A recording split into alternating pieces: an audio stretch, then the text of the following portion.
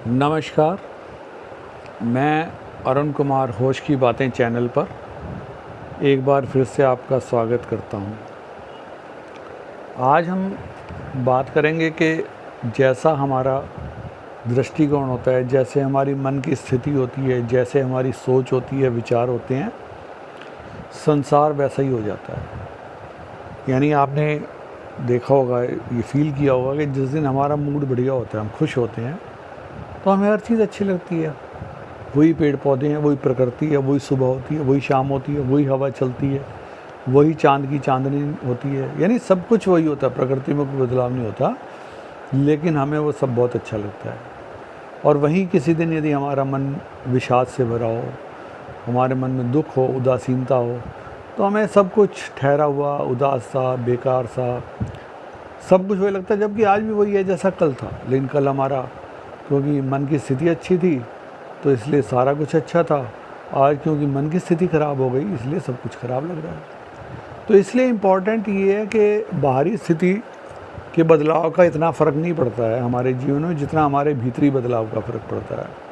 हमारे भीतर जो बदलाव होते हैं वो हमारे को ज़्यादा प्रभावित करते हैं बजाय इसके कि बाहरी बदलावों के। इस संदर्भ में आज एक घटना का मैं जिक्र करूँगा। रविंद्रनाथ टैगोर जी के जीवन से जुड़ी वो घटना है, सच्ची घटना है ये। आप जानते हैं कि उन्होंने एक किताब लिखी थी गीतांजलि, जिसके लिए उनको नोबेल पुरस्कार से सम्मानित किया गया था। तो यदि आपने वो किताब पढ़ी हो या मौका लगेगा तो पढ़िए ज़रूर, हिंदी में भी उपलब्ध है वो।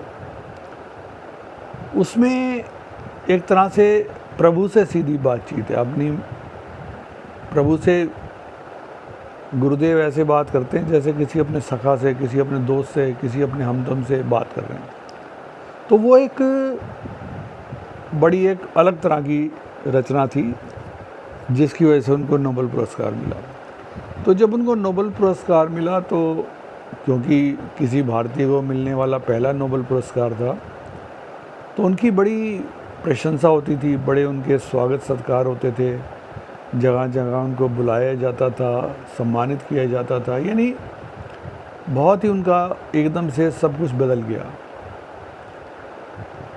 रविंद्रनाथ टैगोर जी का एक पड़ोसी था जो बेहद कर्कश था, झगड़ालू था, और बात बात में जैसे कुछ लोगों की होती है, शॉर्ट टेम्पर्ड होते हैं, नाराज़ हो जाते हैं, गुस्सा हो जाते हैं, आप शब्द बोलने लग जाते हैं, कुछ इसी टाइप का था वो। तो एक दिन क्योंकि रात को सम्मान समारोह से देर से लौटे थे, तो अभी सुबह के टाइम सोए हुए थे कि अचानक किसी ने उनको जो है झिंझोड़ के जगाया। तो जब उनकी आंखें खुली तो देखा सामने वो पड़ोसी बैठा हुआ था। तो सवेरे सवेरे अभी आँख खुलते ही उसको देख के रविंद्रनाथ जो थे वो कोई खुश नहीं हुए। मतलब उनके मन में ये आया, अरे सवेरे सवेरे ये कहाँ आ गया। तो उन्होंने, उस व्यक्ति ने, उस पड़ोसी ने उनसे एक बात पूछी कि तुम एक बात बताओ, क्या तुम्हें मेरी आंखों में भगवान दिखाई देता है?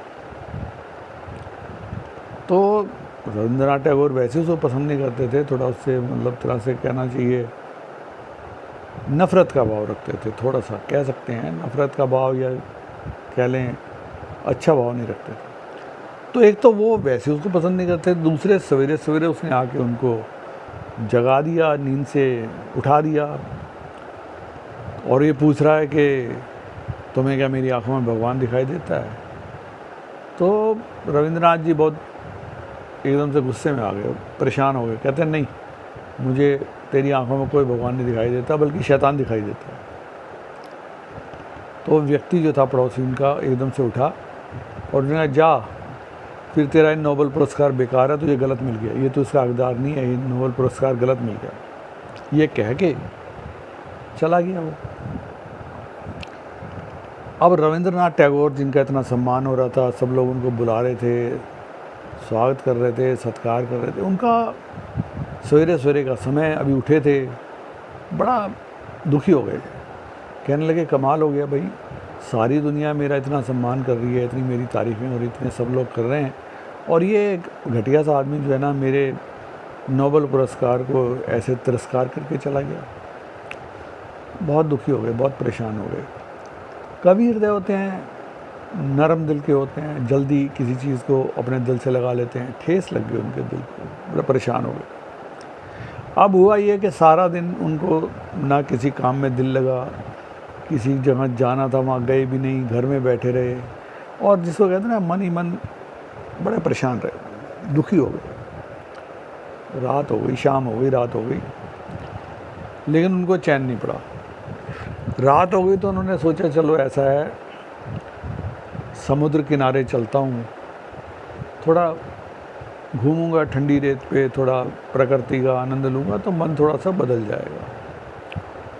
तो जब वो समुद्र के किनारे पहुँचे और उन्होंने अपने स्लीपर्स उतार के रख दिए एक तरफ और नंगे पाँव रेत पे चलने लगे। ठंडी ठंडी रेत बड़ी अच्छी लग रही थी, बड़े उनको दिल को सुकून मिला।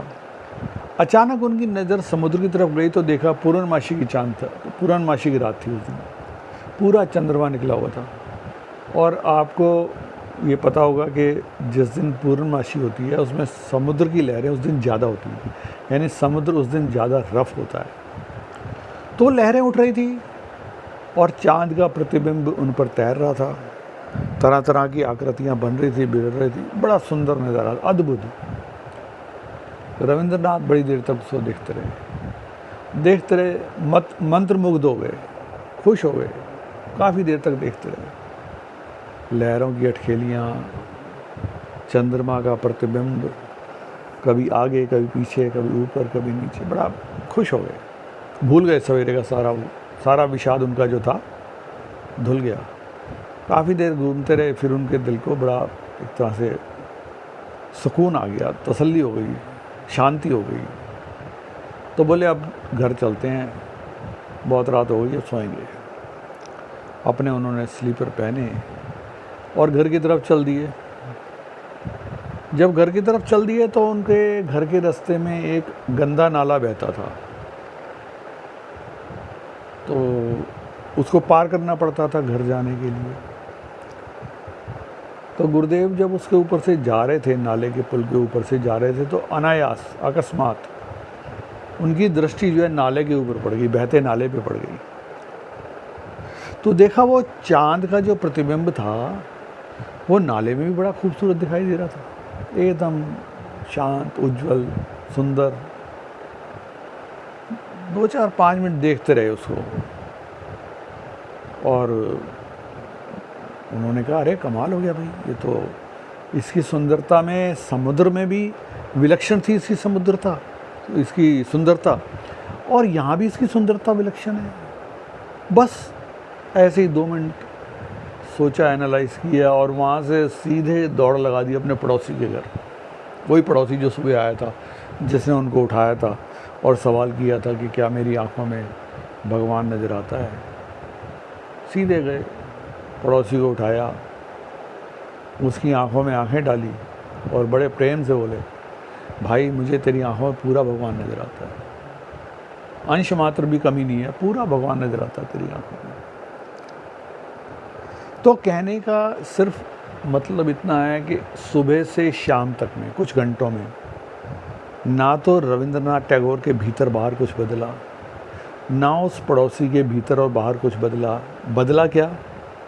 बदला रविंद्रनाथ टैगोर का दृष्टिकोण, सोच बदली, विचार बदले, धारणा बदली, और उसके बदलते ही सब कुछ बदल गया। रविंद्रनाथ टैगोर भी बदल गए। जो सवेरे उनको शैतान दिखाई दे रहा था जिसकी आंखों में, रात होते होते इस प्रकरण के बाद उनको उसमें भगवान नज़र आने लग गया। तो कहना सिर्फ ये है कि जब हमारे आसपास कोई भी बात होती है, हमारे आसपास होती है, हमारे साथ भी होती है, कई दफ़ा बड़ी हमें उद्वेलित कर देती है, व्यथित कर देती है, परेशान कर देती है। लेकिन थोड़ा सा यदि हम अपने नज़रिए को एनालाइज करें, सोचें, विचार करें, कुछ उसमें बदलाव कर लें, तो हो सकता है हमारी व्यथा ख़त्म ना हो तो कम तो ज़रूर हो जाएगी। तो इसलिए जीवन में अच्छे विचार, अच्छी संगति हैं, अच्छा साहित्य पढ़ना, अच्छी बातें सुनना, ये सब बड़ा ज़रूरी है। क्योंकि कहीं ना कहीं जो भी आप सुनते हो, पढ़ते हो, देखते हो, कहीं ना कहीं आपके अचेतन मन में वो रजिस्टर होता रहता है।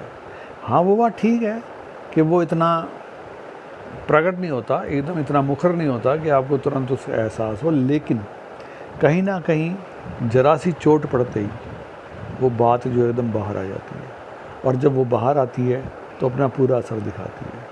तो इसलिए अपने विचारों में सकारात्मकता लाएं और अपने दृष्टिकोण को थोड़ा सा बदल के देखें, शायद हमारा संताप कुछ कम हो जाए।